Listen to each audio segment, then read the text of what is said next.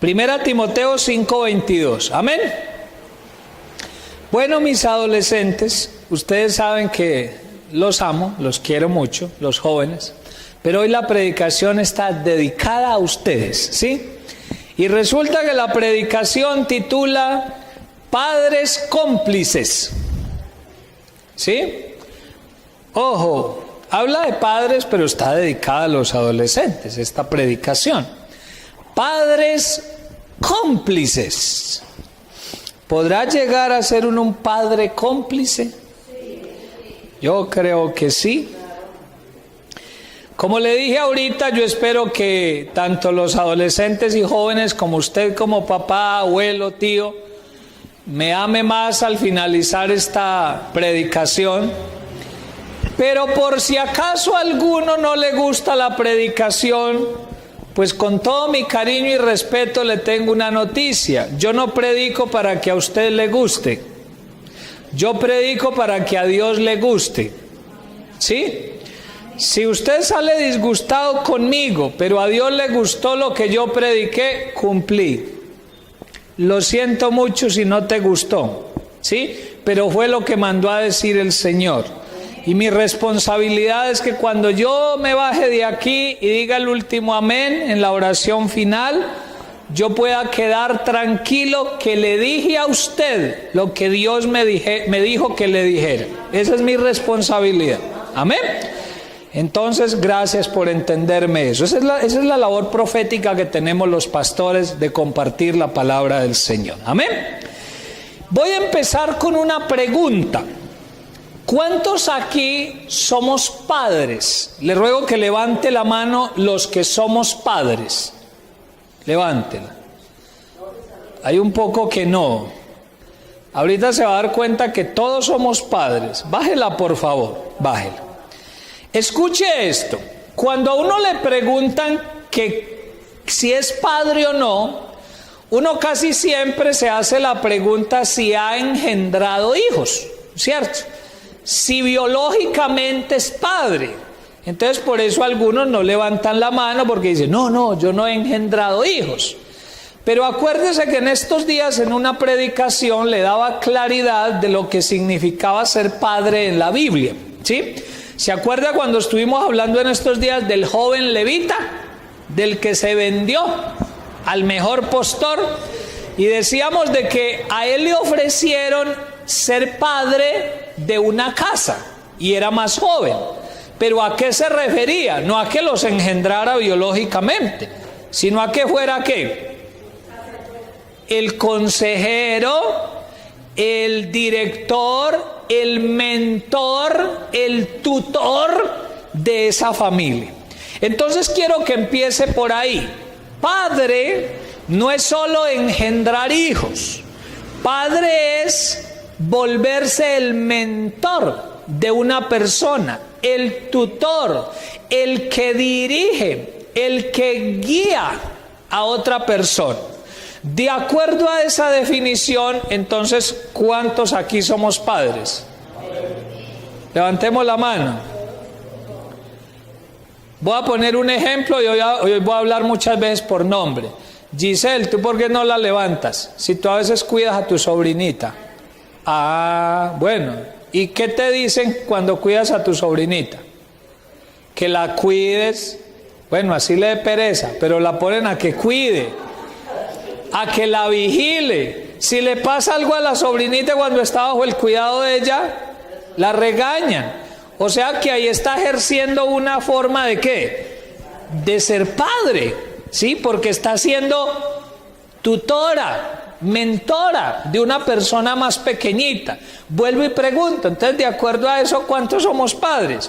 Yo diríamos que todos, porque todos tenemos un sobrinito, una sobrinita, un primito, una primita, el nieto, el amiguito, el vecino, personas que necesitan de que nosotros los dirijamos, que seamos tutores de esas personas. Claro que sí, ¿cierto? El mundo necesita que estemos pendientes de ellos.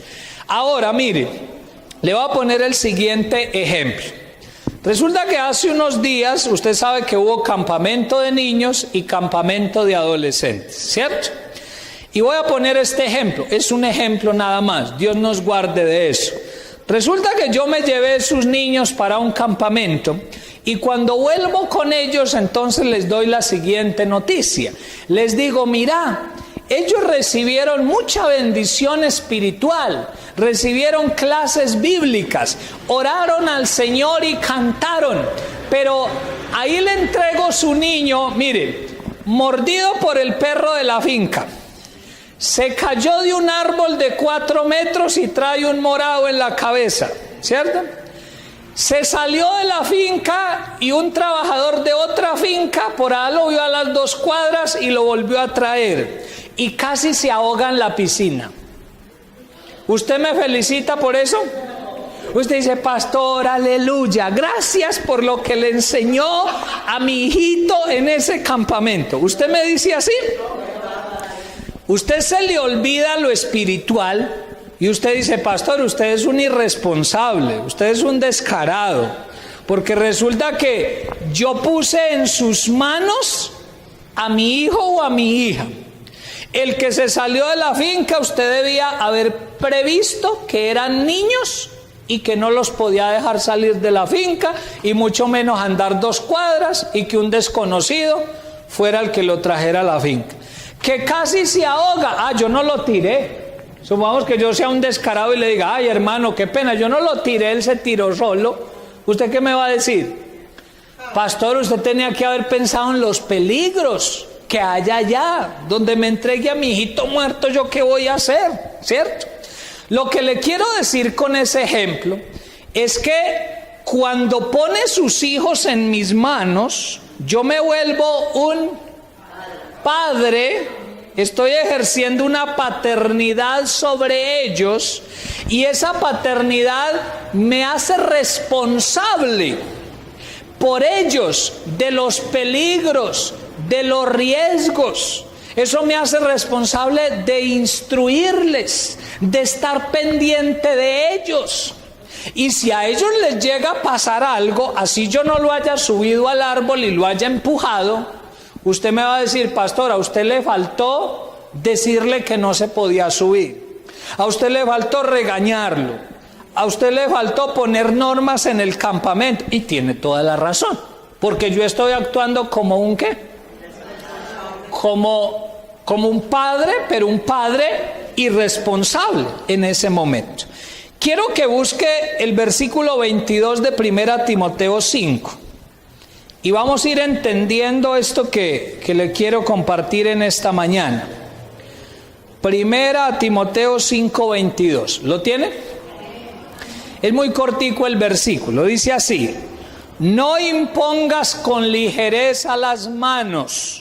Esa primera frase no me interesa, no porque no sea importante, sino que para el propósito de esta mañana no me interesa. Quiero referirme a la segunda. ¿Ni qué? Ni participes en pecados ajenos. Por favor, grabes esa frase, dígala conmigo. Ni participes en pecados ajenos. Dígala usted. Y termina diciendo otra frase: consérvate puro. Pero la que más vamos a usar es ni participes en pecados ajenos. Le voy a desmenuzar esa frase. Escuche esto. Ni es como si dijera no. Simplemente viene hablando de unas instrucciones que le está dando el apóstol Pablo a Timoteo. En la primera frase le dijo que no impusiera las manos con ligereza a ninguno, y luego en la segunda frase le dice ni, que significaría tampoco. O sea, tampoco participes de pecados ajenos. ¿Qué significa la palabra participar? Si quiere, anote esta definición. Significa intervenir en algo o ser parte de algo.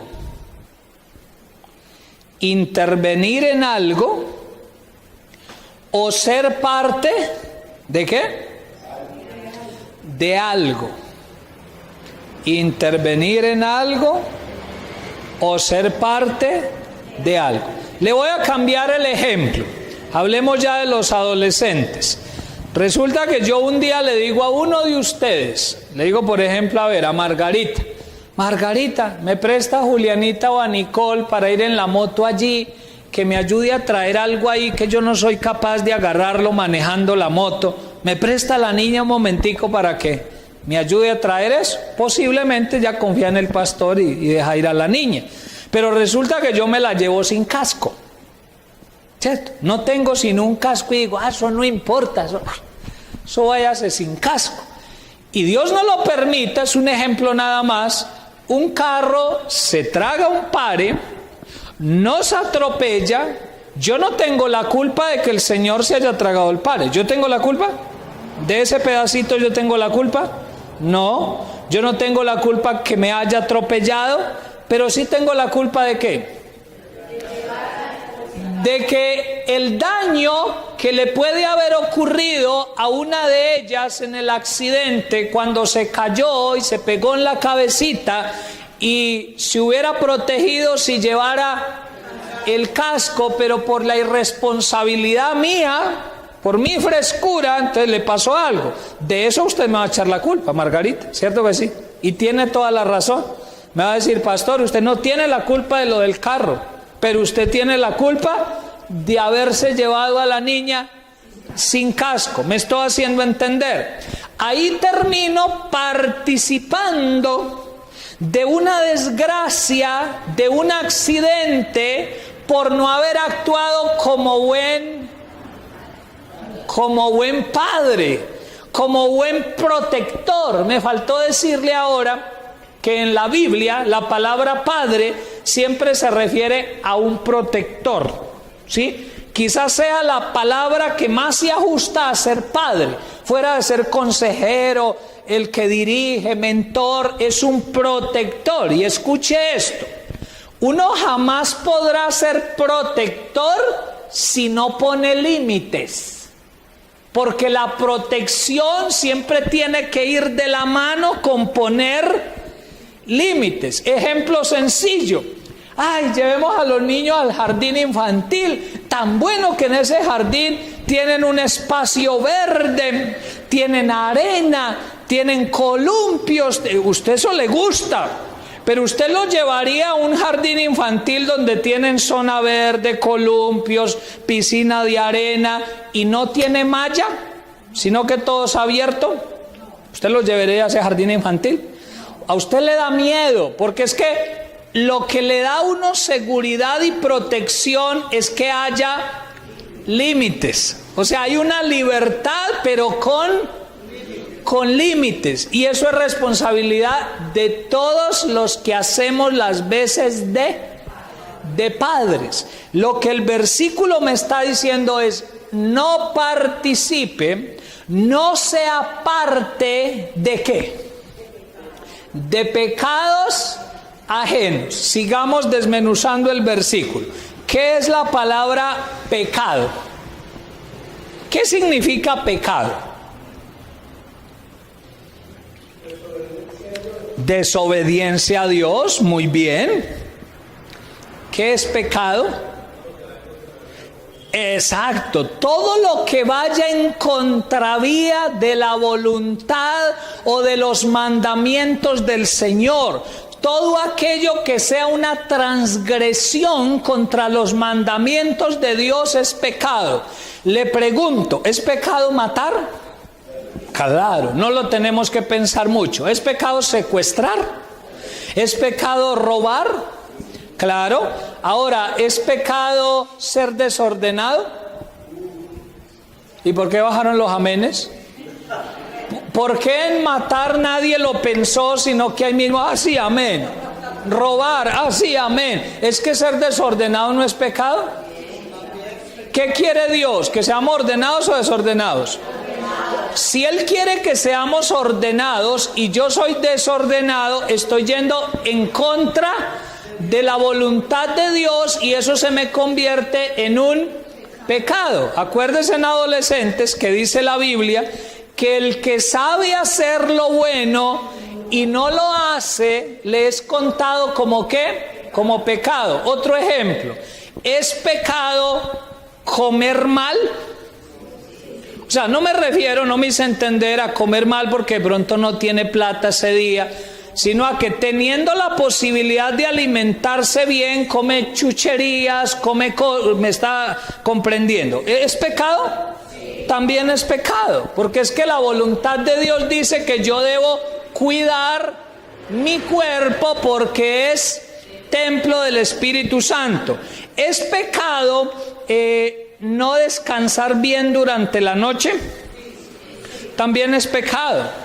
Porque si Dios me dice que el día se hizo para trabajar y para estudiar y que la noche se hizo para dormir y que si yo duermo bien voy a recuperar fuerzas para estar vigoroso al otro día, entonces si yo no lo hago estoy yendo en contra de la voluntad del Señor y se me convierte también ¿en qué?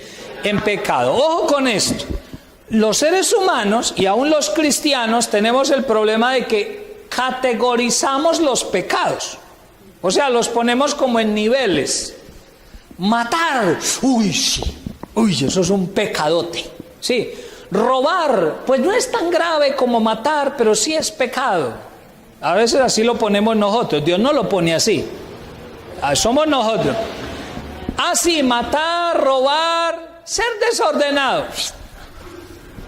No, resulta que ser desordenado es pecado. No cuidar el cuerpo es pecado también. No dormir lo necesario y no descansar también es pecado. Ser indisciplinado también es pecado. No respetar las normas que a uno le colocan en el hogar también es pecado. No respetar las normas del colegio de adolescentes también es pecado.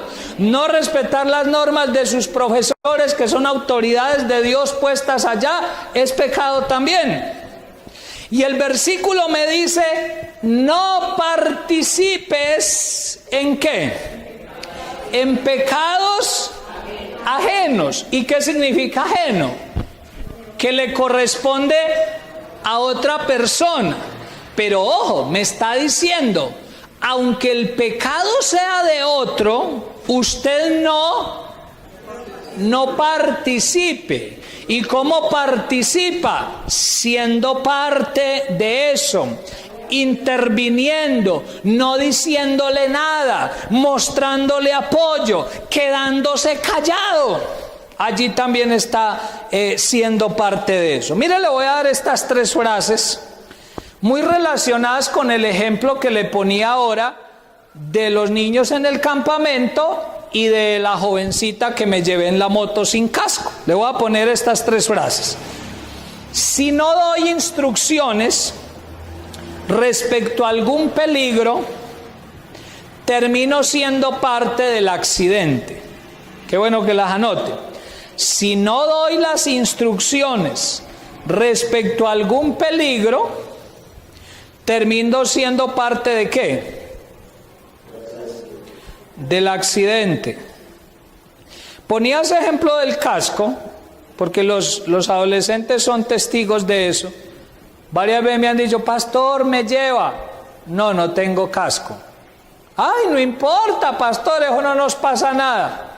No, sería irresponsable si lo llevara así o si la llevara así, porque mi responsabilidad es dar ¿qué? Las instrucciones respecto a algún peligro, porque si no lo hago puedo terminar siendo parte de la desgracia o del accidente. Segunda frase, si no prevengo un peligro, soy parte. Si no prevengo un peligro, ¿soy qué? Soy parte. Ejemplo de lo que le decía de un campamento. Si yo voy al campamento y traigo los niños mordidos por el perro de la finca, ¿usted queda contento? Y yo le digo, pero ellos fueron bendecidos, oramos por ellos, les impusimos manos, pero llegó mordido el perro. ¿Usted queda contento? Ah, pastor, gracias por orar por el niño. ¿Usted me dice así? No. Porque es que yo como padre tuve que prevenir lo malo que le podía pasar a su hijito con esa situación. ¿Cierto que sí? Ahora, luego le animo a que usted haga la evaluación en usted, ¿cierto? Porque ahora lo vamos a llevar es a usted si usted está previniendo los peligros de los que Dios ha puesto en sus manos. Y tercera frase: si no tomo las medidas correctivas frente a un riesgo,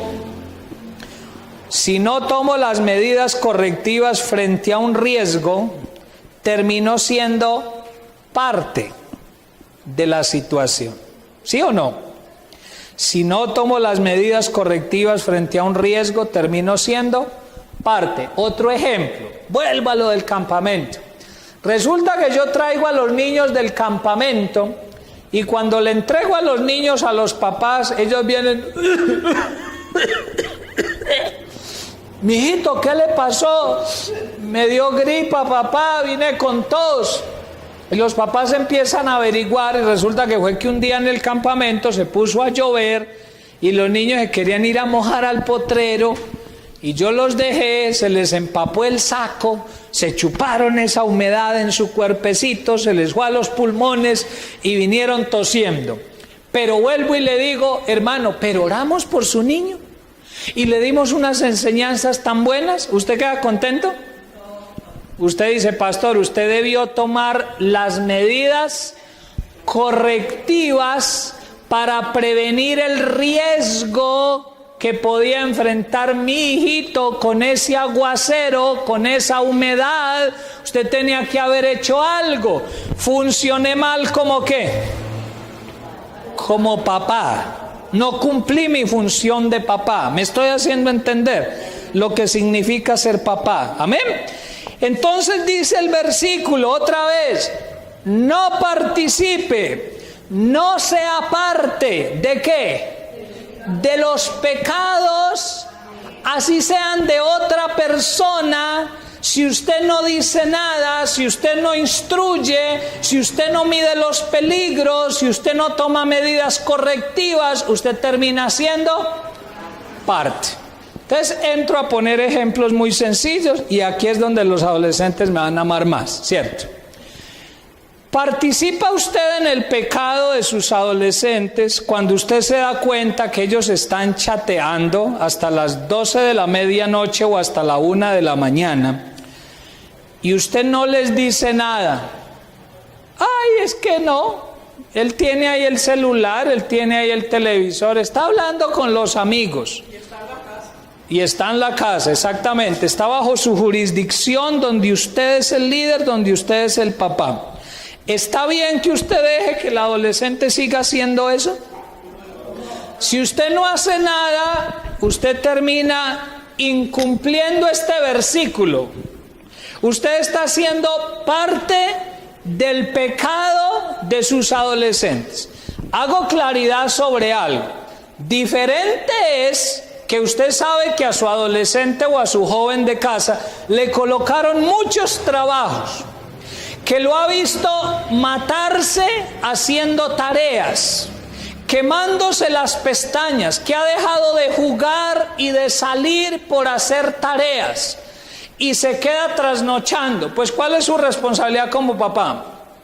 Yo antes me quedaría ayudándolo, que no se vaya a dormir, trayéndole cafecito. Yo mismo me paro ahí a ponerle cuidado y ayudarle, porque estoy siendo justo y estoy premiando lo que él hizo. Pero si resulta que tarde de la noche estás chateando, como yo a veces le pongo el ejemplo de que a veces los chats de los adolescentes y jóvenes son así, se cuentan algo y le dice el otro, boba. Y es una A como en 100 veces, boba. Y luego la otra le responde, más boba tú. 100 veces una U. Y entonces la otra responde con un muñequito haciendo un emoticón, un sticker, ¿cierto? Si estuviera hablando venga, hablemos de la palabra de Dios, oremos, ¿sí? Usted sabe que yo tengo un chat con los adolescentes, ¿cierto? En WhatsApp. Y pongo ese ejemplo. A veces reviso mensajes y salen por a medianoche dizque a preguntar, hola, ¿alguien anda por ahí? Ole, si preguntaran siquiera, venga, es que necesito oración en cuanto a algo, es que está pasando algo en mi casa, oren por mí, pues yo ahí le acepto, porque hay un buen propósito, ¿cierto? Pero no tienen nada que hacer y entonces están gastando fuerzas de su cuerpo, al otro día son llenos de sueño para irse a estudiar, no reciben clase con ganas, son que se duermen encima del pupitre. ¿Por qué? Porque están pecando, están haciendo las cosas mal. Y los padres que no hacen nada frente a ellos, los abuelos, las abuelitas, los que somos mayores y podemos hacer algo por ellos y no lo estamos haciendo, terminamos cayendo en este versículo. Estamos participando del pecado de ellos. Y entonces terminamos siendo pecadores nosotros también. Amén. Quiero que vaya por favor a Proverbios 29-24. Proverbios 29-24.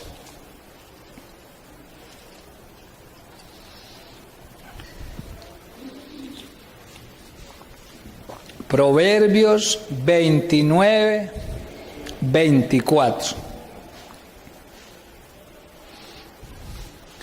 Me dice amén cuando lo tengas, tan amable. Proverbios está después de Salmos, y Salmos está en la mitad de la Biblia, así es más fácil encontrar. Proverbios 29-24. Amén. Póngale mucha atención. El cómplice de quién? Del ladrón aborrece su propia alma. ¿Y por qué la aborrece? Mire la segunda frase. Pues oye la imprecación y ¿qué? Y no dice nada. Otra vez, desmenucemos. ¿De quién está hablando? ¿Del ladrón o del cómplice del ladrón? Ojo, el centro del versículo no es hablar del ladrón, sino del cómplice del ladrón. Y dice, el cómplice del ladrón aborrece su propia alma. Y luego dice, ¿por qué? Porque oye la imprecación y ¿qué? Y no dice nada. ¿Qué significa imprecación? Mire, se lo explico. La imprecación es una exclamación cuando una persona menciona que le va a hacer daño a otra.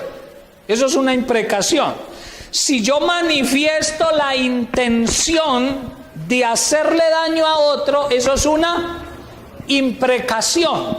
Y dice el versículo que si yo escucho la imprecación y no digo nada, es como si aborreciera mi alma y me estoy volviendo ¿qué? Cómplice. Usted dirá, pastor, ¿y por qué utiliza ese versículo? Mi hijo, mi hija, mi nieto, mi nieta no son ladrones. Estoy seguro de que no.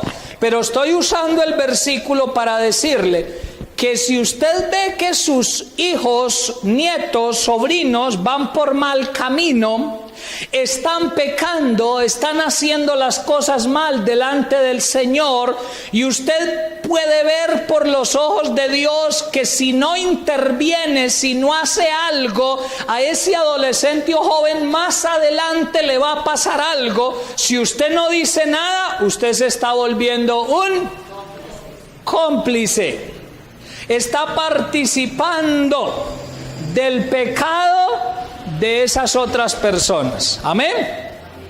Cuando usted le patrocina a sus hijitos que no vayan a estudiar, una cosa es que no vayan a estudiar porque están enfermos. Eso es una cosa. Amén. Hay una razón muy válida. Acepto inclusive que usted diga, pastor, se fueron al campamento los 3 días, llegaron muy cansados, mañana no tiene mucha responsabilidad, yo le voy a dejar que no vaya, de pronto hasta ahí. Pero esos padres que tienen la costumbre de que cada momentico el adolescente o el joven le dice, ay, yo no quiero ir a estudiar mañana, y el papá, bueno, no vaya. ¿Qué está haciendo? Está siendo cómplice del pecado, del desorden exacto, de la indisciplina de sus hijos. ¿Sí? Le voy a poner un ejemplo. Así es, los adolescentes, hemos tenido casos con ellos, y por eso yo les dije que ojalá me amen al final de esta predicación. Hemos tenido casos con ellos que entran con el celular allá a la clase y se le parrandean la clase a la maestra que va a estar sentada, a Lolita, ¿cierto? Yo creo que puedo contar, Lolita, ¿cierto? En estos días lloró la maestra allá en clase con ellos. O sea, se le salieron tanto de las manos que a ella le dio tristeza de ver que le decía y le decía a sus adolescentes y ellos no ponían cuidado, no hacían caso, miraban el celular, se tomaban selfies, se desordenaron y la maestra se puso a llorar, ¿cierto? Perdió el control de esa situación. Entonces, ¿qué nos toca hacer a nosotros como papás? Porque los pastores somos papás también, ¿cierto? O se vuelven responsables o nos va a tocar hacer varias cosas. O no entra a clase, ¿sí? O aquí le vamos a tener una cajita para que nos eche el celular, ¿sí? Hace unos días yo entré a la gobernación del Valle con la doctora Dilian Francisca Toro en Cali y en la entrada ahí mismo nos decían a todos, me da el favor, todos los dispositivos electrónicos que tengan. Bueno, nos íbamos sacando todo a entregar. No somos adolescentes, pero estamos en un lugar donde hay unas normas. Amén. Hasta que aprendan a manejar bien ese aparatico, ¿cierto? Porque si ustedes lo van a usar para leer la Biblia en clase, está muy bien, ¿sí? Pero si lo van a usar para chatear, para tomar fotos, para molestar cuando estén en clase, entonces yo le decomiso el celular durante el culto, y cuando termine el culto se lo entrego, ¿cierto? Y si no está de acuerdo con la norma, pues tendría dos opciones, ¿cierto? Quedarse acá en el culto o no volver, pero nosotros tenemos que ponerle orden al asunto, ¿amén? Porque Dios un día nos va a demandar y nos va a decir, ustedes vieron que esos muchachos iban camino hacia el desorden, hacia la rebeldía, y ustedes no hicieron nada. Entonces ustedes terminaron siendo cómplices y partícipes de los pecados de ellos. ¿Qué haría usted cuando su niño o adolescente a medianoche, a las 12, 1 de la mañana está chateando? ¿Qué puede hacer usted? Eso, hábleme de cosas concretas. Quitarle el celular. Y si le toca dormir con él debajo de su almohada, pues le va a tocar. Papá o mamá, abuelito o abuelita, le va a tocar. Pero es preferible que duerma tallándole el celular de su nieto, de su hijo, que dejarlo ir frente al pecado. Amén. Que chateen en otro horario, que utilicen bien el tiempo. Mire, acá se me viene a la mente algo. Piensen, adolescentes, yo los quiero mucho, ustedes saben, pero piensen en algo. ¿Ustedes cuánto oran al día? ¿En tiempo cuánto oran? ¿1 hora? ¿Media hora? 10 minutos. Yo creo que si acaso 5 minutos, 10 minutos. ¿Qué pasaría si yo les prohíbo a partir de hoy que chateen más de 5 minutos al día? ¿Ustedes cuánto chatean? Todo el día. Entonces, ¿por qué le pongo ese ejemplo? Escuche lo que voy a decir. Ahí están cayendo ellos en un pecado que se llama idolatría, porque no son capaces de dedicarle a Dios ni 15 minutos, ni 20 minutos, ni media hora, pero sí son capaces de dedicarle 1 hora, hora y media al amigo o a la amiga diciendo boba y mandando emoticones. ¿Y qué hiciste? Y oiga, eso hablan de unas bobadas en el día. Entonces ahí están cometiendo un pecado que se llama idolatría. Porque la idolatría es cuando yo le presto más atención a cualquier otra cosa que a Dios. Eso es idolatría.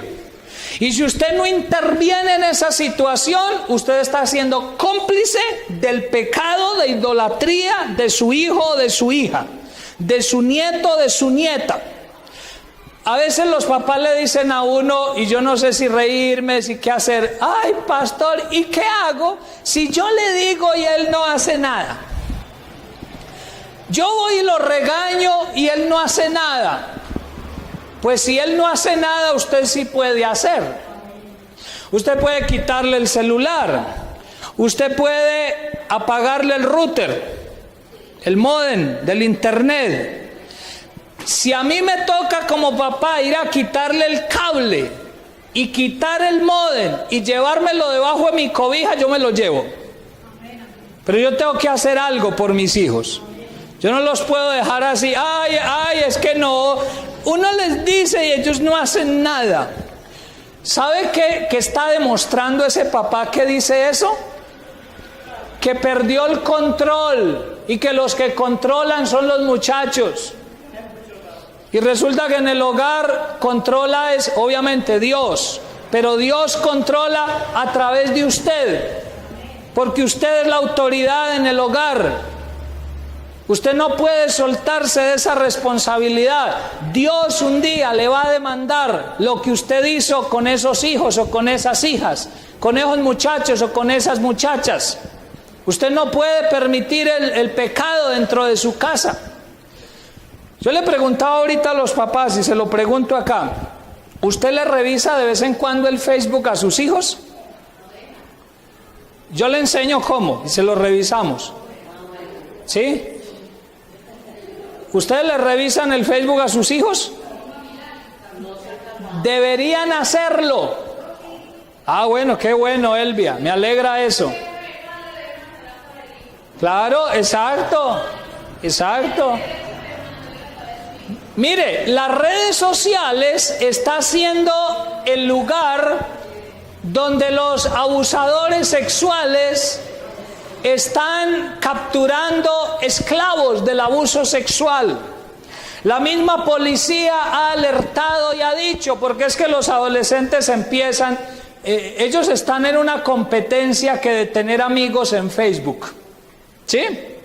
Entonces eso empieza en el colegio. ¿Y cuántos amigos tienes en Facebook ya? No, pues que 890, ¿cierto? Y para ellos es la machera que porque tienen 890. Entonces el otro dice, yo lo dejo regado hace rato, yo tengo 1100. Entonces el que tenía 890 dice, tengo que recibir otros 200 y pico de amigos para alcanzar al otro. Y eso reciben de amigo a cualquiera. Y ese cualquiera puede ser un abusador sexual. Y empiezan a chatear con otro. Y el otro, usted sabe que la misma policía ha alertado sobre esto. ¿Cuál es la forma de los abusadores? Empiezan a decir, tan linda que eres tú, he visto una foto tuya, eres una princesita, soñé contigo con esa foto que vi en Facebook. Entonces ustedes adolescentes suspiran y, tan lindo ese príncipe que me dice eso. Y luego el príncipe le dice, mándame una foto. Y usted se la manda. Y más adelante le dice, mándame una foto con una pierna. Yo quiero ver tus piernas. Y más adelante le dice que se quite la blusa. Y ustedes saben que han capturado abusadores sexuales cargados en sus computadoras de fotografías, de videos, de pornografía infantil, simplemente con cosas que bajan de la red. Entonces, uno como padre tiene que estar pendiente de esa situación, ¿sí? Yo miro el Facebook de los muchachos de la iglesia y yo les pregunto y les digo, venga, ¿por qué publicaste tal cosa? Ahí los tiene, ellos son testigos. Y yo les pregunto, venga, ¿usted por qué publicó eso? ¿Eso qué dijo? ¿Eso por qué lo dijo? ¿Sí? ¿Qué intención tenía al publicar eso? Venga, ¿usted por qué montó esa foto? Yo les pregunto, uno tiene que estar encima de ellos. Y si usted como papá no sabe mucho de tecnología, con respeto se lo digo, venga y nos pregunta, ¿cierto? Nosotros no nos lo sabemos todo, pero sabemos un poquitico. Entonces, hemos aprendido los mismos adolescentes. Entonces venga y nos pregunta y le miramos el Facebook. Pero de ahí usted puede sacar muchas conclusiones también. ¿Sí? A veces usted no sabe qué está publicando su hijo, su hija, su muchacho, su muchacha en Facebook. Los otros se están dando cuenta y usted no se está dando cuenta. Le falta cumplir su labor de padre, de mentor, de tutor, el que guía, el que protege. Usted tiene que poner límites en su casa. Eso de que los muchachos, hay que darles libertad, y entran de la calle a las 11:30 de la noche. O sea, yo no creo que eso sea del Señor.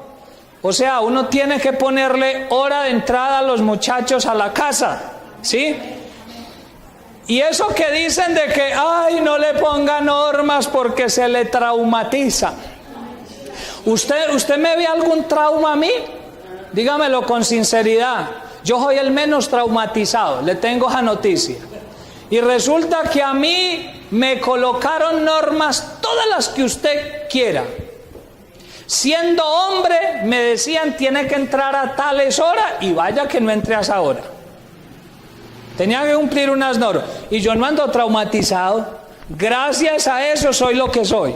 A unos papás que trancaron, que con la sabiduría de Dios corrigieron, que cuando tuvieron que ser fuertes, eran fuertes. Ojo, no maltratadores. No estoy diciendo eso. No estoy diciendo que maltrate.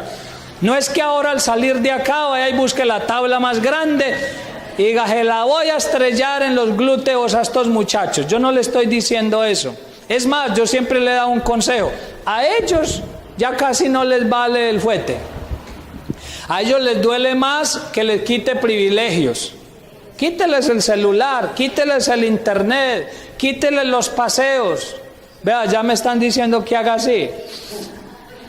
¿Sí ve? O me tienen confianza es que pastor. ¿Sí?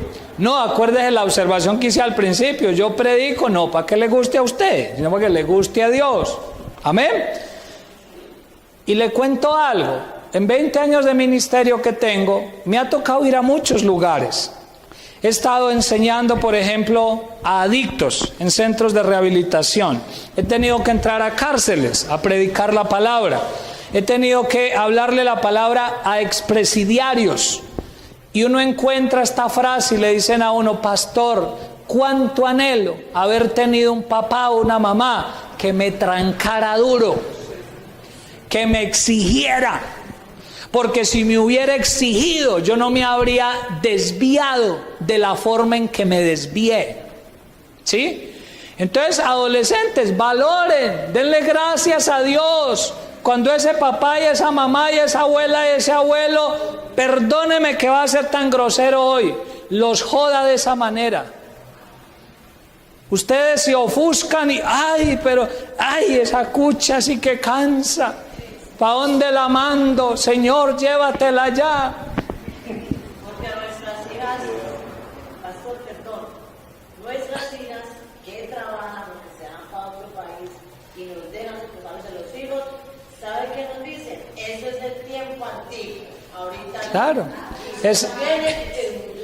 Es un pensamiento que tiene el mundo. Pero acuérdense que sobre el pensamiento del mundo siempre tiene que estar el pensamiento de Dios, porque la verdad es Dios y la verdad sale de Dios. Dios nos manda a corregir a los hijos, amén, ¿cierto? Pregúntele a ellos cuando vienen los sábados a las 5 de la tarde al grupo si alguna vez les he dado una pela con una correa. Obviamente que no me corresponde a mí, yo soy el pastor, no tengo el derecho para hacerlo, pero resulta que sí los corrijo de otra manera. Lo que estás haciendo está muy mal, tu desobediencia es malo delante de Dios. Entonces yo no me estoy refiriendo a que hoy salga a dar madera de aquí, yo no estoy diciendo eso. Estoy diciendo que usted le tiene que decir al Señor, dame sabiduría de cómo corrijo a mis hijos, de cómo les pongo normas justas, normas acordes con la voluntad de Dios. ¿Quiere ser buen padre? Pues le presento, está el mejor Dios, aprenda de él. Él le enseña cómo ser padre. Él le enseña qué decisiones tomar, pero tenemos que hacerlo. Y para ir terminando, le hago estas preguntitas para que en su mente se las haga. Padres, ¿está bien premiar el desorden y la rebeldía? Por ejemplo, su hijo va perdiendo el año y usted le premia con un paseo, con un celular. ¿Está bien eso? Obviamente que no, pero hay papás así. Hay papás así, son tan irresponsables que los hijos no se han ganado las cosas, han actuado mal y llegan y el premio, ay pastor, a ver si cambia. A ver si con eso lo convenzo. No, deje de ser irresponsable, amárrese los pantalones. Siga siendo papá, pero un papá de verdad. Y Dios lo va a guiar qué hacer. ¿Está bien que un papá no se oponga a lo malo? Ay, es que él ya sabe, yo lo voy a dejar, que él decida, que él haga lo que quiera. Él ya está grandecito. No, uno se tiene que oponer a lo malo. Mire, le pongo un ejemplo bíblico rápidamente que yo se lo he contado muchas veces. El ejemplo del sacerdote Elí. Usted lo encuentra, si en casa lo quiere leer, en primer libro de Samuel, capítulo 2 y capítulo 3. Ahí está la historia. Y Dios le hace un reclamo al sacerdote Elí. Y le dice, le voy a quitar el sacerdocio porque usted no ha estorbado el pecado de sus hijos. Y los hijos no eran dos peladitos de 5 años. Los jóvenes que ahí menciona, los hijos, eran adultos. Pastor, ¿de dónde saca eso si ahí no dice? Sí, eran sacerdotes y para ser sacerdotes no podían ser menores de edad. Tenían que ser mayores de edad. Y Dios le está diciendo, ¿por qué no te opusiste a lo malo de tus hijos? Señor, pero es que ellos ya están muy grandes. No importa, tú eres papá. Tú eres papá. Yo le he contado, yo ya casado y pastor y viviendo en otra parte, y mi papá en vida me corregía a veces. Uy, hijo, eso que está haciendo no está bien. ¿Cierto? Mamá a veces me regaña. ¿Cierto? Y allá ya no soy el pastor, ahora soy el hijo. Y me regaña. ¿Cierto? Y uno tiene que cumplir con esa responsabilidad. Entonces hay que oponerse a lo malo. Otra, está bien que un padre pierda el control y en vez de eso sea controlado. ¿Está bien? Obviamente que no. Vuelvo y repito, aunque suene a disco rayado. Yo amo a estos muchachos, a Nicola, Juliana, Gisela, Juve. Pero tengo que descubrirlos en algo. Ellos son hábiles. Todos los adolescentes son hábiles. Aviones. Son un jet privado. Son aviones para descubrir a quién se la pueden montar. Son aviones para eso. Cuando ellos logran ver que el papá o la mamá no tiene control, entonces ellos son los que manejan. Y eso no se puede permitir. El papá sigue siendo usted, la mamá sigue siendo usted, el consejero sigue siendo usted. El que tiene que darle cuentas a Dios un día de esa situación es usted. Dentro de unos años usted va a ver los resultados de haber hecho o de no haber hecho lo que tenía que hacer. Entonces hay que hacerlo, hermano. El control con la ayuda de Dios lo tiene que mantener. Y escuche esto, está bien que un padre patrocine la idea de que es mejor tener que ser. Yo de eso le he hablado muchas veces. ¿Qué es mejor, ser o tener? Y a ellos se los he hablado muchas veces a los adolescentes. El mundo de hoy, la idea que nos está vendiendo es ¿cuál? Que uno vale por lo que tiene. ¿Cierto? Ay, ¿de qué marca es tu jean? y le abren y le miran, ¿cierto? Entonces si es un Concert, si es un Chevignon, si es un Diesel, entonces ¿sí? Pero si tiene otro nombre por ahí que nadie lo conoce, así el jean sea bonito, chichillín, ¿cierto? Los tenis entonces tienen que ser de tal marca, y esa idea se le ha metido a los adolescentes de que valen es por la tableta, por el celular. Si tienen el celular del Sisbén, que solo llama y contesta, nada más, ¿cierto? Así lo llaman, los muchachos lo llaman así en Pereira, les aprendí a eso. Si tiene ese celular, ellos creen que valen menos como personas que el que trae el iPhone 6, el iPhone 7, el Galaxy Edge, el que se puede meter al agua, el Sony Xperia. Entonces, creen que valen es por eso. Usted le tiene que enseñar a sus hijos que uno vale más por lo que es que por lo que tiene. En el mundo se vive de esa manera, pero mi mundo es diferente porque mi mundo es gobernado por Dios. Dios en la puerta del cielo no va a preguntarme, ¿usted qué celular trae? Señor, yo traigo el último, el que salió esta semana. Entre, que en el cielo hay una tecnología, entre. No. En el cielo allá no vale nada de eso, ni la moto, ni el carro, ni el reloj, ni las joyas, nada, allá no vale eso. Allá vale el corazón. Yo valoro mucho que esos muchachos, Jover, Aleja, Juliana, Nicole, Giselle, vengan a la iglesia. Valoro eso. Y valoro mucho que inclusive haya veces donde vienen solos. O sea, valoro mucho eso. O sea, que a veces aún sin el apoyo de sus papás, porque la mayoría de ellos no tienen siempre a sus papás acá, pero vienen a la iglesia. Eso lo valoro. Pero siempre les recordaré a ellos que uno no es cristiano porque venga a la iglesia. Eso es parte. Eso ayuda. Amén. Reciben enseñanzas, oran por ellos. Pero así como yo no me vuelvo pollo por entrar a una avícola, uno no se vuelve cristiano por entrar a una iglesia cristiana. O alguno aquí se ha convertido en marrano por entrar a una cochera. Ve, mira, yo entré y habían 100 marranos allá y salí convertido en cerdito. Ya no me llamo Jonedi sino Porky. ¿Sí pasó así? O Pepa. No, resulta que no. Es para hacerle caer en cuenta a estos muchachos que uno no es cristiano los domingos por la mañana y los sábados por la tarde que hay grupo de adolescentes.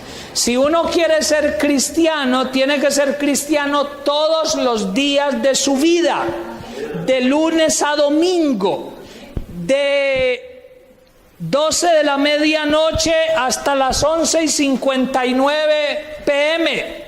Tengo que ser cristiano. Amén. Cuando estoy frente al computador, soy cristiano también. Y tengo que mirar qué es de Dios y qué no es de Dios. Cuando estoy frente a mis amigos en Facebook, debo de evaluar qué me conviene y qué no me conviene. Porque es que yo tengo que ser un hijo de Dios en cualquier parte, todos los días de mi vida. Amén. Entonces, hermanos, a partir de hoy, digámosle al Señor, Señor, ¿qué tenemos que hacer? ¿Qué tenemos que hacer? Ilumínanos, muéstranos, Señor, ¿qué tenemos que hacer? Porque usted sabe que estas generaciones se le están saliendo de las manos a la gente. El gobierno está preocupado, y no el gobierno colombiano, el gobierno internacional. Está preocupado con la adolescencia, con los jóvenes. ¿Qué hacemos con ellos? Se nos están saliendo los muchachos de las manos. La solución es sencilla, la solución está en Cristo. Sino que esa solución viene cuando uno se deja gobernar por Él. Cuando uno pone a un lado emociones, sentimientos, caprichos y simplemente se deja gobernar por Él. Sencillo. Amén. Yo anhelo que esto quede grabado en su corazón y que lo pongamos en práctica. Amén. Y que me sigan amando. Le voy a pedir un favor y es que se ponga en pie y los que tienen cerquita a esos muchachos oren por ellos, por favor. Algunos tienen a sus familiares ahí. Y si usted como familiar no tiene un muchacho cerquita, ore por alguno, acérquese donde alguno. Y los adolescentes van a orar, ojo adolescentes, ustedes le van a pedir a Dios de esta manera, le van a decir: Señor, damos gracias por esa gente que tú pones a que nos corrija. O sea, cambia a partir de hoy su mentalidad y le va a decir a Dios: gracias por poner gente que me talle, que me corrija, porque si no me desviaría en la vida. Y ustedes como adultos, digámosle al Señor: por favor, guarda a estos muchachos y danos sabiduría en cómo dirigirles en el temor de Dios. Los que no tienen a sus hijos acá, pues oren por ellos precisamente.